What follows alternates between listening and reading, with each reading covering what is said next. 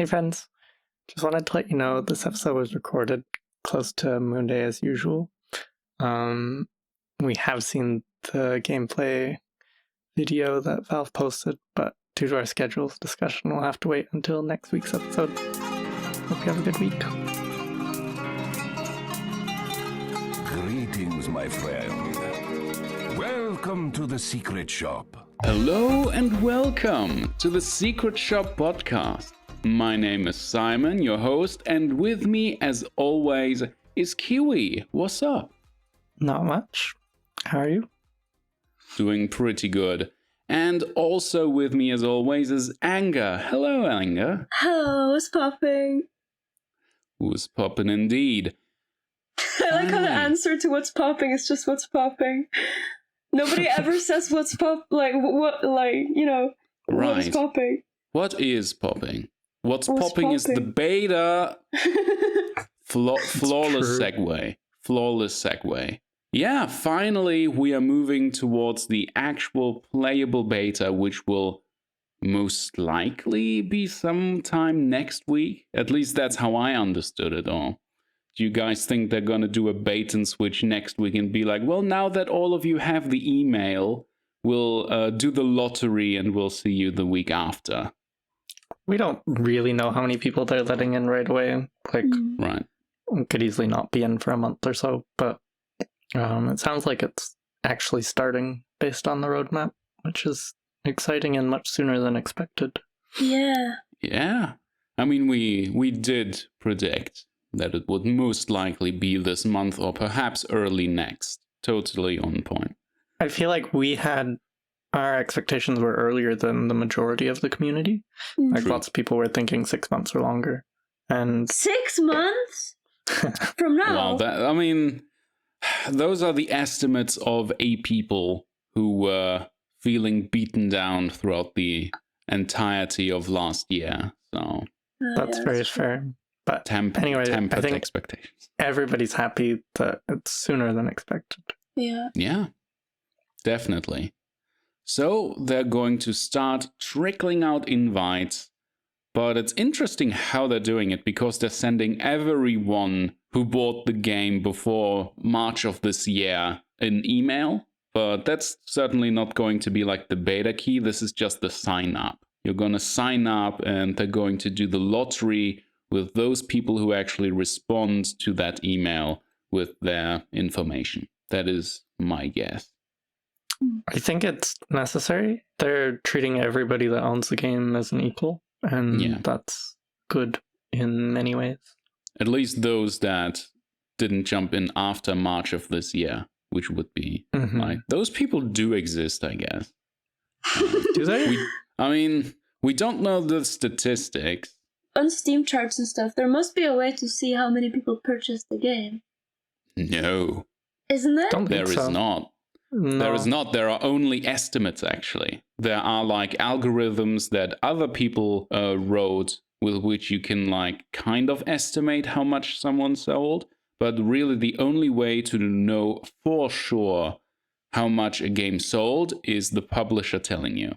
When they're like, hey, we crossed the 1 million, 5 million mark. Very proud of the product we were able to make here. And so on. So based on early player numbers, the estimates for Artifact owners is like 1.5 to 2 million people. Oh. Yeah, I know, right? Which makes the actual player base all the more depressing. Yeah. Wow, what a turnout, seriously. So anyways, what are you guys looking forward to the most when it comes to the beta? I don't know, just being a part of shaping it the way I envisioned it, even if I find something I want to comment on and then it turns out that they didn't change it the way I wanted or whatever, just being part of that. And yeah, I really like the approach they're making, that we're building this better game together. Yeah, and I'm actually surprised just how much they are still testing. Because they're telling us it's not just gameplay and balance, it's hero identity, color identity, social features, card unlocks, ranked play, replays, spectating, and my personal favorite, the campaign. It's already gonna be there. Is it going to be like a halfway campaign or what? Kiwi, what do you think? I'm looking forward to all of it. I'm just so excited to play Artifact with other people that are excited to play Artifact. Yeah. I'm excited Right. for there not to be queue times. I'm excited for not having to play tabletop sim because I probably would have this time around, Wow. like moving all the cards manually. And there's enough heroes released that you can almost play a game, but still not quite. And so I was expecting, more information for another month, and then we start the tabletop sim games while we're waiting. But who knows? I may not be in it. So I'm just excited for there to be a community of other people passionate about it and critical of it as well. And they're once again warning us that a lot of this will still be like a massive work in progress. Like they weren't kidding about the temp art or something, because there was an interesting discussion going on in the community as well, whether or not they should even release the beta with the temporary artwork. We love it as, the insiders, so to say, as fans of the game and the Dotaverse. But how will, the general public, the normies, react to temporary artwork when the game is back in the spotlight and people are looking at it and there's the charming but basic MS Paint art, Some people were worried. Yeah, that's something I don't like at all about how they're doing the invitations. Like, emailing everybody to opt in those that are interested sounds okay, but when you think about it further, everybody's gonna say yes. Like, maybe a few people hate it from last time around and will say no, but why not have it that you just go opt in manually yourself? And so everybody that's aware of what's going on gets to opt in rather than those that have no idea what's going on. Like, people are going to receive an email and they haven't read any of these blog posts and they haven't thought about Artifact in a year. And I think having those people have the same chance to be in the beta leads to possible detrimental views. Like, we want people that care about the game to be like, I'm not saying long haulers should have more chance than people that played 5 hours, but I want people that want to play the game to be playing it rather than those that were just given the opportunity. Right. And so I'm a little concerned about how they've done this.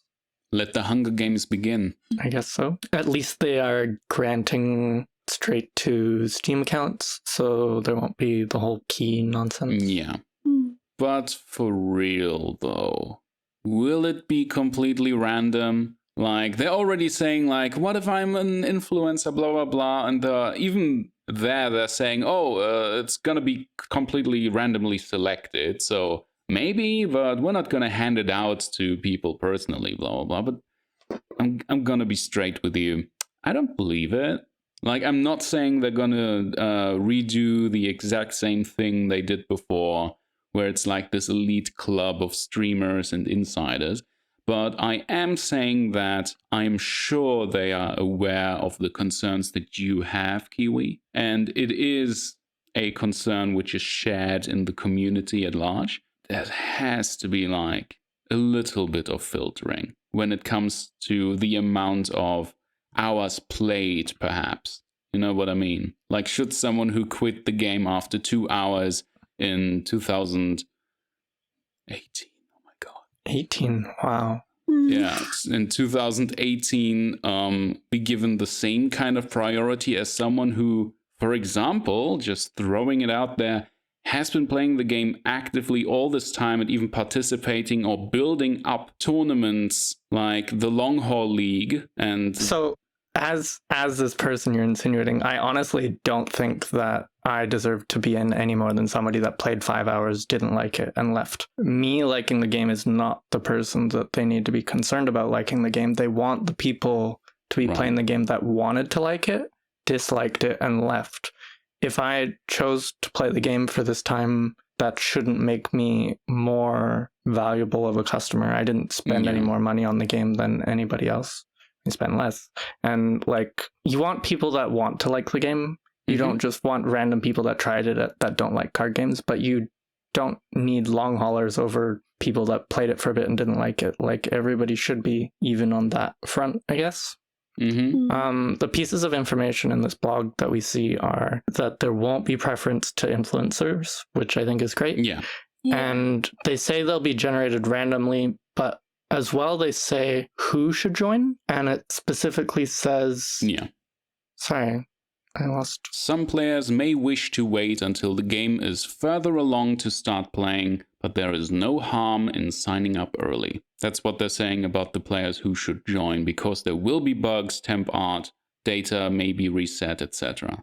So this is for a certain kind of people who don't want, who don't mind not being attached to their collection or whatever. It's very relevant how many people are going to be getting in. If they let in 1,000 and then 10,000, then 100,000, then it's not going to be an issue. If they let in 1,000 3 times, I could very much see it being an issue. And I mean, they have the servers up. So like if they're running 1.0 and there weren't server problems in 2018, then it shouldn't be an issue, is my understanding. And it's Valve, like they have a massive server structure, right? I mean, I'm not an expert. I don't know how this stuff works. But what do you think, Anger? Will there be any kind of filtering, any kind of preferential treatment to long-term players in any way, at least? Or do you think it's going to be true random?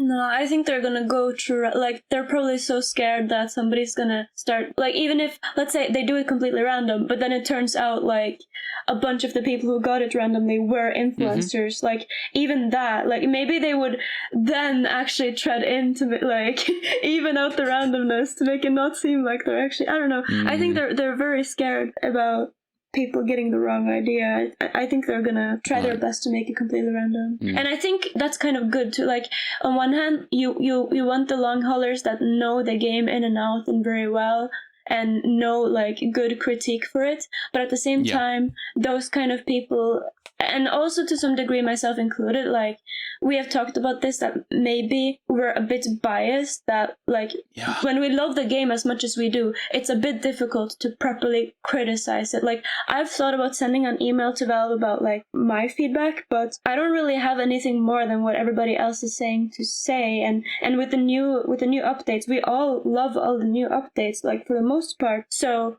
I think it's also good to get some of the people who were scared away by Artifact right at the start. Those voices are also important, because if only the lunatics who stay through hundreds of hours of gameplay just to become beginner level, you can't just rely on having those in the game. You need to be able to keep those more casual players too. So I think those voices are also important. Definitely. I mean, in a way, we really are the worst people to give feedback on this game, right? Because we're like, of those 1 million people who bought the game, we're part of the 1 to 200 people who kept playing it throughout its living death. There was 100 average, so that's like, there's 1,000 people that play Artifact. Yeah. Go get It's not a lot. Yeah. It's 1 more 0. What I was trying to say earlier is where it says, how do you get in?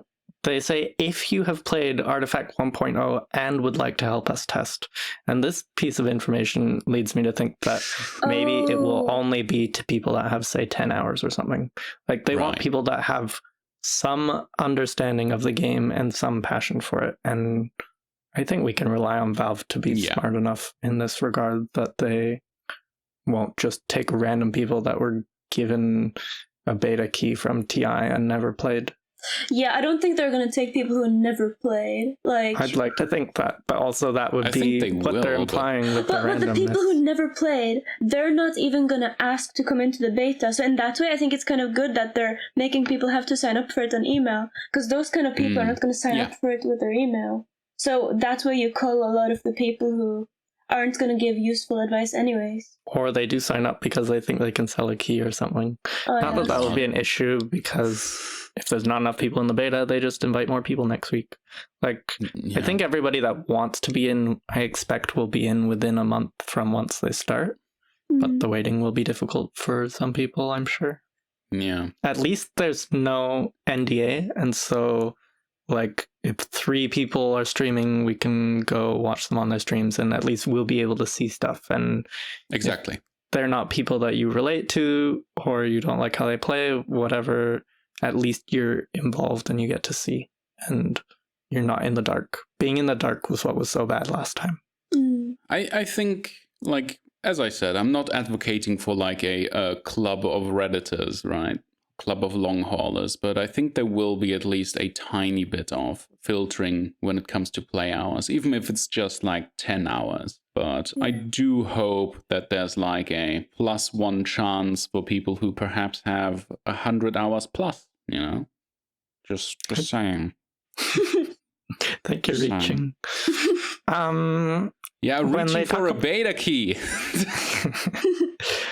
When they talk about what aren't we testing, they say there isn't draft modes.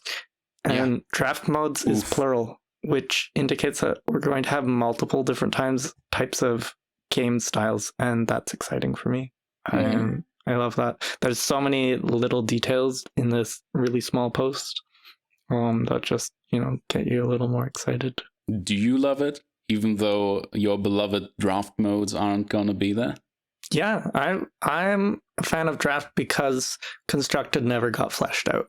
People attack me like that I hate constructed, and I don't. I just hate that there was only 3 really good decks, and that you couldn't. There wasn't a. It was a rock paper scissors meta, and I want to have 10 viable decks that all counter each other, and I want to have mid range that counters aggro and can beat late game. But, I want there to be many different styles, and we would have seen that with a second set. I'm happy to play constructed when it's flexible and changing and evolving, and it stopped doing that 6 months after we had no new cards. So I'm happy to play constructed when it's fresh. I played Runeterra and got top 100 masters. Wow. Big deal. Wow, humble brag right there. Really I'm nice. just saying, people attack me for not liking constructed, and I'll say whatever I need to put that away. Hey, if I were you, I would be bragging way more. People are very insistent that you hate draft, to the point where people will argue with you whether or not you hate draft. That's insane. I'm over it. I mean, hate constructed, I'm sorry. Yeah, I know what you meant. But a new mode that will be there is Hero Draft, which is the mode that they teased before in, if I remember correctly, the card pool that you have access to will be mixed in with the other players' collection, and you get to draft from this collective pool of cards, if I remember correctly. And I think also it will try and match people against other people that are within one tier of cards. So you're only ever going to be seeing a few more cards at most, or you'll have the same collection as your opponent. I think this is a good way to introduce people both to drafting and to constructed and to deck building, which a lot of people really struggle with. Yeah. It will be a good mix. And I thought this week's post was going to be regarding more about hero draft and game types, but instead we just get to see the real thing. Much better. It is going to be interesting how draft modes are going to work, since packs are non-existent now.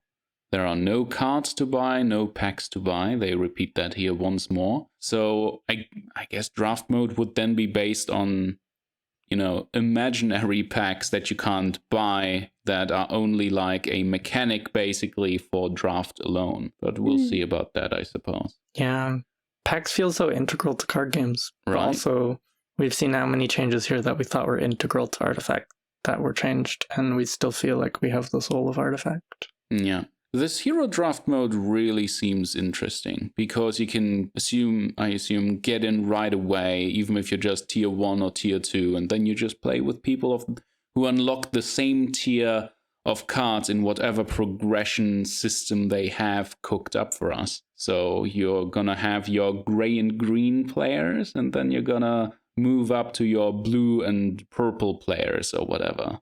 If you remember the unlock colors, rarity things that they introduced a week or two ago. Social features are really nice too. Ooh, yeah.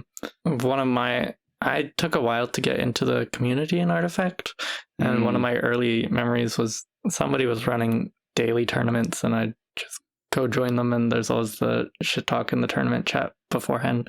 And prior to that, Artifact had just felt so lonely, because, initially you couldn't even talk to your opponents, and then you could, but you can miss the messages. There's not a chat log. You can't talk to your friends and stuff. It's all through just Steam. And seeing more social features is going to be great, especially in combination with replays. Yeah. Being able to guide your friends or not your friends or anybody through games or looking at replays together and that sort of thing will be wonderful. They really tried their hardest to avoid chat in the first version, didn't they? Just how they avoided it in Dota Underlords. That kind of stuff has just become extremely unpopular in online gaming, I suppose. Why though? I don't see the point in censoring people. If people want to chat, let them chat. Yeah. I don't see the People point. will find a way to be toxic. Just look at the emote meta in Runeterra, for example. Or Hearthstone. The thing is, like, Valve has Dota as a basis for comparison, and Dota is known for being very extremely toxic, and in card games people are obnoxious too because you won't see people again and there's literally no way to punish people. So I understand where they're coming from when they avoid it in the first place, but it is definitely wrong. Like, gamers need human interaction and need to be able to communicate, and the downsides outweigh the upside. I'm sure the community will call for these things as well, and they'll make that a priority if there's not enough of it. Yeah. It's just a shame that Artifact 1.0 had so many features that were like tucked away behind like 4 clicks in the UI through the menus. Like, so many people like missed out on the entire tournament feature, basically. And their integration with Steam and Steam groups and what they've done there. Like, supposedly that was where you're supposed to chat, right? Like, there's even people who said that Artifact 1.0 didn't have a spectating feature, which it did. It definitely does. It did. But you can't just spectate didn't have your friends. Yeah, only in tournaments.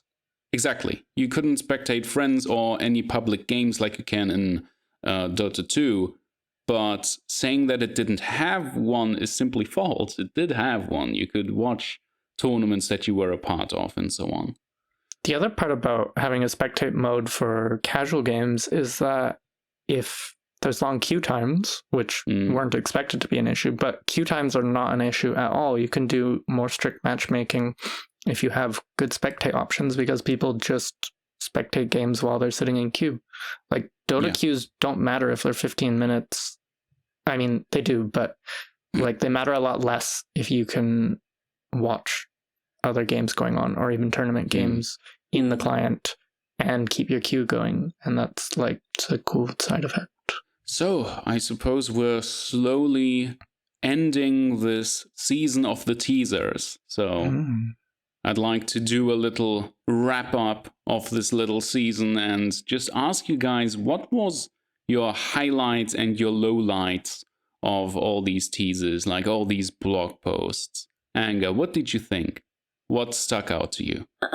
What I liked the best, I really like what they're doing with deployment. The fact that you only have 5 slots and the bouncing feature and stuff. I think that would be really interesting with playing around, like what creeps you prioritize and heroes and stuff. And low point was when they got bullied into removing reroll from the shop. Got bullied because it's too close to Underlords. I think that was great. I think it's amazing that they're using Underlords to make the entire shop an artifact. That's great.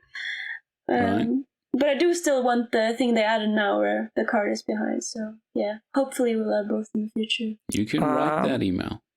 I was going to also say the deployment. One of the biggest things of Artifact was infinite boards, right? And deployments were so important because of arrows, which were also integral. And somehow, like, I couldn't fathom them rebuilding the game and taking these out and having it still be good. And yet it looks like it will be better, and it doesn't feel too odd. I don't know how to explain it, and it's going to take more time until we play it, but I'm really looking forward to it and the mind games of, like, I don't think we've really delved into the complexity of the deploys and matching each other, and this is going to overflow into deck building and will be really exciting right away.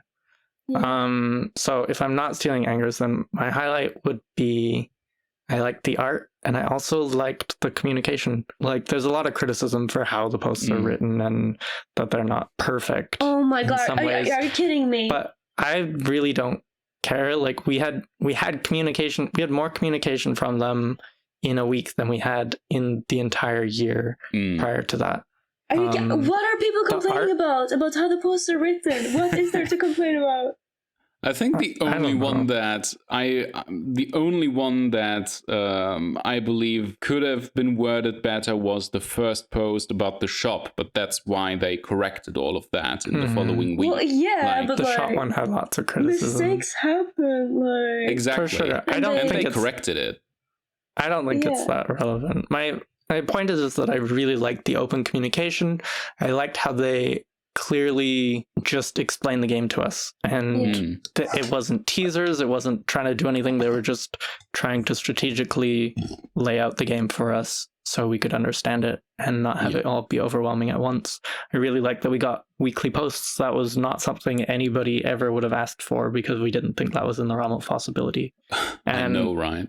I loved the matching art. It just brought the whole community back together where we're excited for Monday every Monday, and then they did it for 8 weeks in a row. We had 2 months of consistent Monday posts, and that was wonderful. Yeah. I love how this post actually reuses their Moonday post art, because that almost feels like open bracket, closed bracket. You know what I mean? Notice that it's like the last poetry, line, it rhymes. The last line is also from their first post. Can I buy card packs in the beta? We have some ideas about what we'd like to sell, but none of them are card packs. Was also in the first post. It's like poetry, it rhymes. What am I most concerned about? I'm most concerned about this post. Like most of the things I'm not generally concerned about. We'll see them when we play. I'm just worried that if they get the wrong people if they get negative people in the beta with fixed views from before and those people don't give the game a chance, then that could influence others, and that's all I'm concerned about. But I have faith in Valve that they will have that not be an issue, and we'll see how it is. And maybe, like, we all want Artifact to succeed. Maybe the game is actually good enough and straightforward enough that people that don't have any attachment to Artifact's outcome will play it and enjoy it.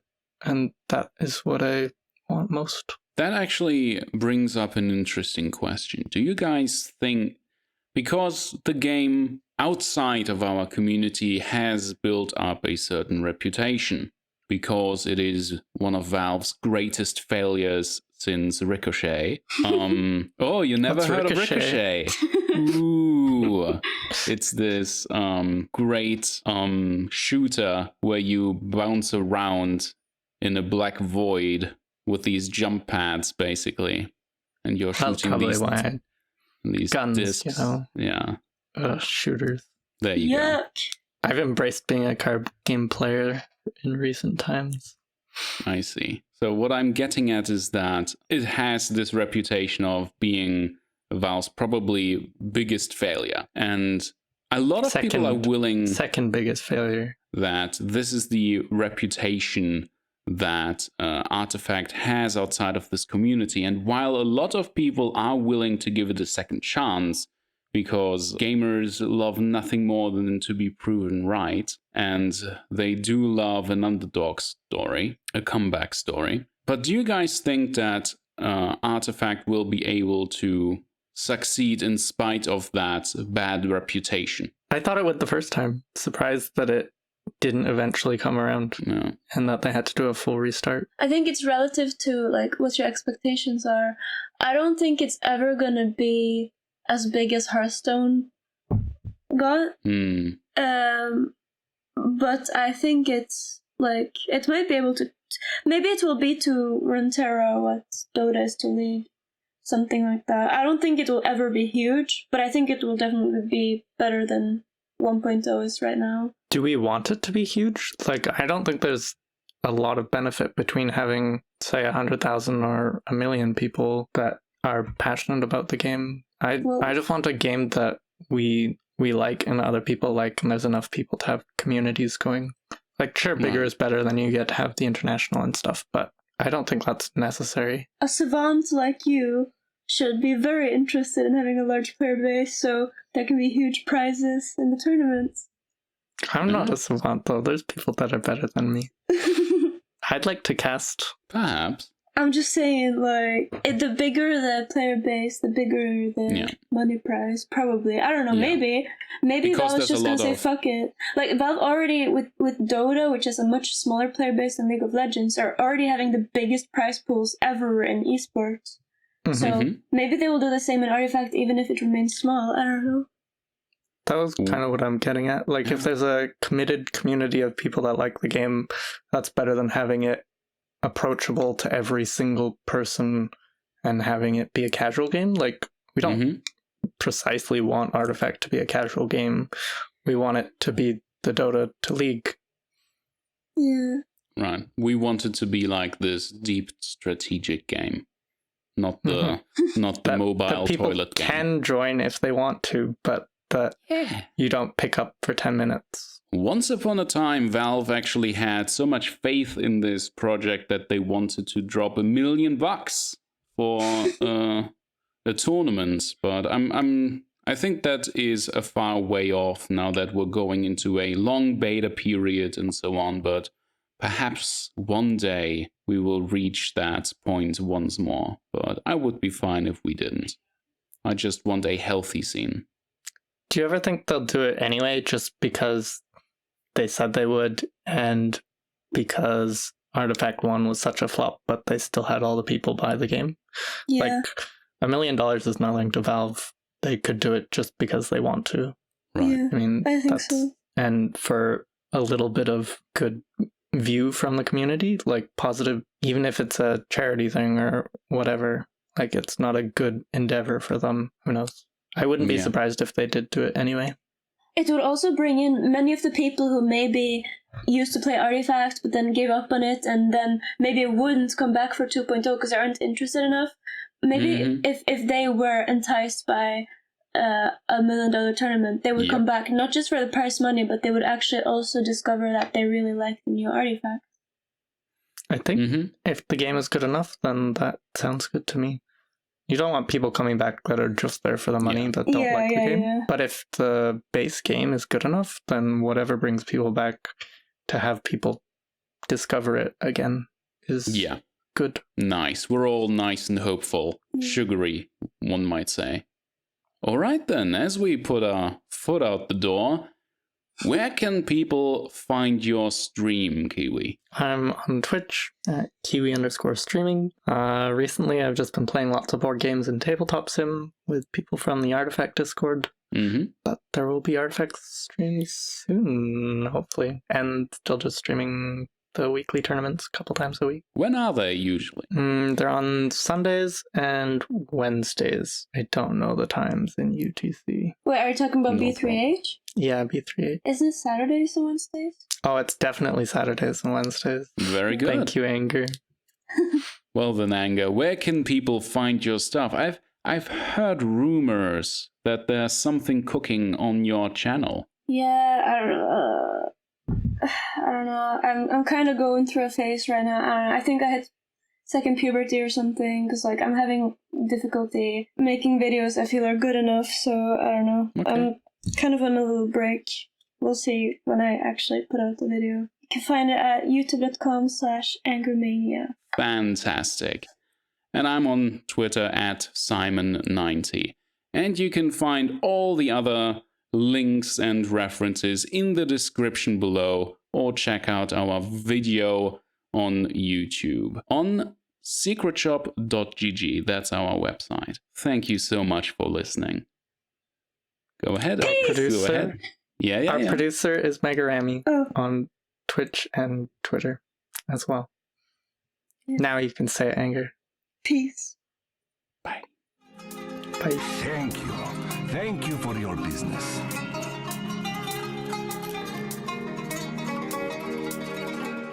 Come again!